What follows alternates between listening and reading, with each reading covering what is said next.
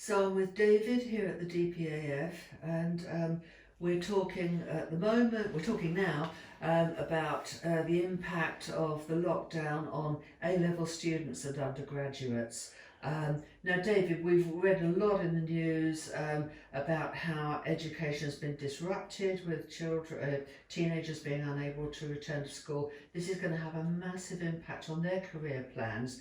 What are your thoughts on this and your advice? It's a big topic. I think that if you look at the educational system in our country as a whole, they are probably the most coronavirus cautious group. They're the most likely to sort of be pushing teaching sort of delays out the furthest, talking about significant restrictions on movement in things like halls of residence that we've seen in the news. And if you're a young person, specifically the A-level type of people, I mean, you've been working the last few years in your school with your teachers saying, look, you've got to work hard, get into a good university, and your track has been all about getting into university. But the topic of this podcast is really about whether these young people should be reassessing that trajectory in light of not only the coronavirus, but these coronavirus restrictions that are going to mean that is your education into university the right path for the current economic conditions?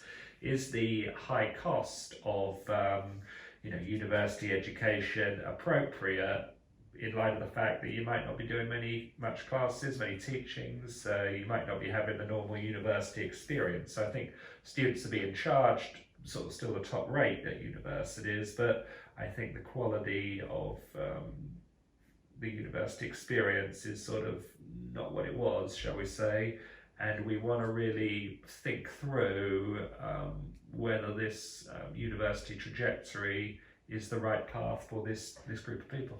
So you're almost saying not only is it not fit for purpose in the current situation, but when everything goes back to normal, it needs to be re-looked at and see how valuable it is to young students. Yeah, I mean, I've always been pretty sceptical on the university education system, whether it's actually preparing young people for the job needs of the next 10, 20, 30 years. And what I've learned since I left university is that these economic collapses are frequent. They are commonplace. So university, we never get taught about that. You get taught about traditional jobs and traditional careers, but you're not being taught about mass unemployment, mass debt, mass economic collapses, and how to adapt to economic uncertainty, which is kind of what we're in right now. I mean, we talk about the virus, but it's really the economic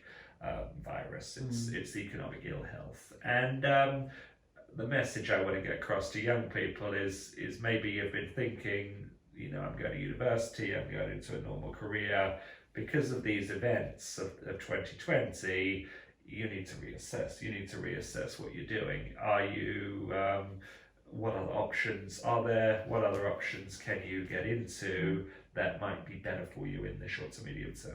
I know you do a separate podcast on tackling student debt, but referring to what you were saying in terms of perhaps postponing for a year and thinking of an internship. And I know they got a bit of a bad name in the past because students weren't being paid and there was a hint of exploitation. But in the right circumstances, there is a role for the internship in career planning. Is that right? Yeah, well, let's back up. I mean, the big promise of university is that you pay a big fee now, you take a few years out of the workplace now, because you're getting this long-term benefit. You're getting the benefit of higher income, you're getting the benefit of greater job stability. But of course, in my experience, that's not really the reality. We're trying to push everyone into university and really just to keep them out of the workplace because there's not enough employment and jobs and demand in the economy to satisfy all these millions of young people that are coming into the system every year.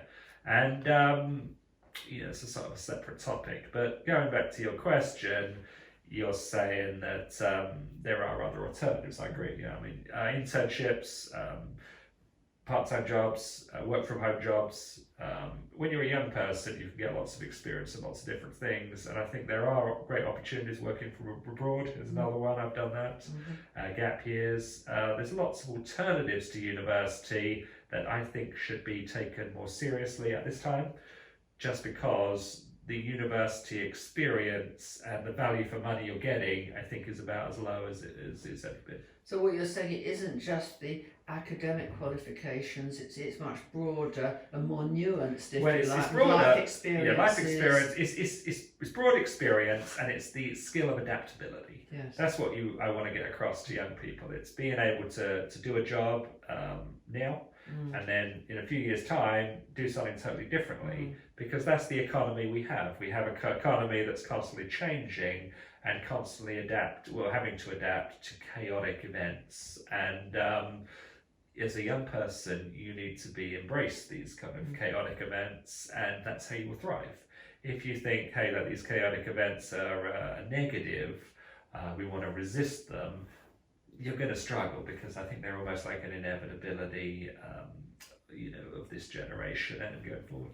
And of course, many of these young people will see their own parents grappling with a change in job situation, so they can learn what they're up against. Yeah, I mean, I think previous generations are much more geared mentally towards emotional employment stability and economic stability. So they say, look, I mean, my parents were like this: you go into a job, you stay there for a long time, you work your way up, and that's great. But of course, for people now trying to do that, their company disappears within 5 years. Doesn't apply now. Doesn't apply now because it gets taken over or whatever. Market demand shifts.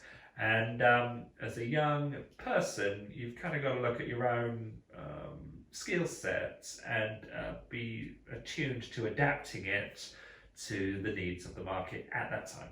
And maybe I'm speaking in sort of generalities here, but hopefully the message getting across is that young people have a lot of options. They don't just need to do university because it's what's always been done. And I think these lockdown and restrictions give young people a great opportunity to reassess, and that's what I encourage them to do. And would you be recommending to this younger age group to also try and look at their skill set and understand what that actually means in the job place? You've always got to be doing that. You've always got to look at your skills, your interests. Start with your interests. Yes. What are you passionate about? What are your hobbies? What do you spend your free time looking at, learning about, thinking about, talking about? And that's the great place to start, and then try to plug that into the needs of your economy at the time. And that right now is all about change. It's about transition. It's about people moving to different places, selling their house, moving to a new house, renovating their house, losing their house. Change, new things we haven't thought about. People are going to be adapting. People are maybe leaving cities to live in rural areas.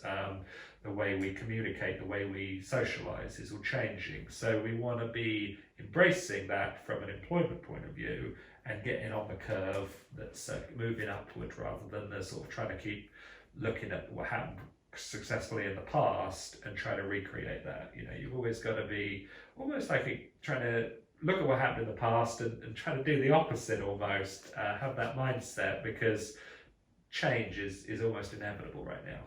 So if we were just specifically looking at a skill set, say you were to recommend 5 different skills that would be valuable to young people, just so they really have an understanding of the specifics here, what might those 5 things be? I think that's a great question. I think communication is a very, very good one. You've got to be able to communicate no matter what work or business you're in. You've got to be able to communicate clearly. I think reliability is a really important one. Young people have, I think, declined on reliability, and I think that helps you stand out much more than it used to. I think more people used to be very reliable, but now they are less so. I think having an understanding of negotiation and really being able to negotiate a good work situation for you is a very important skill that I think can apply to everyone. I think knowledge of contracts is a very important one. Business contracts, employment contracts. Having a cursory knowledge of that helps you, because it avoids problems down the road. It makes sure everything's clear in terms of the work you do and the benefit you get. And I think lastly, networking. Being able to go out to a room of people you don't know, introduce yourself, tell them what you're trying to do, what you're looking for, understand or try to get listen to what they are looking for as well, and try to find a fit there. So being able to go to networking events or even local networking in your local community groups or friendship groups is a really important skill that I encourage everyone to try and develop. So if there was one bit of advice you could give to young people? Yeah, if I was one piece of advice, young people, I'd look at your university trajectory with a large amount of scepticism. I'd look at alternative options. I think working abroad is a great option. I think working in a job is a great option. Reevaluating. You can always defer your university thing. You could pull out if you're there, maybe you just started or you're in the first year or whatever. I just think the university experience is not what it is, or not what it has been. It's not quite the value for money. I think it's the worst value for money it's probably ever been. And I encourage you to look at other options, yeah.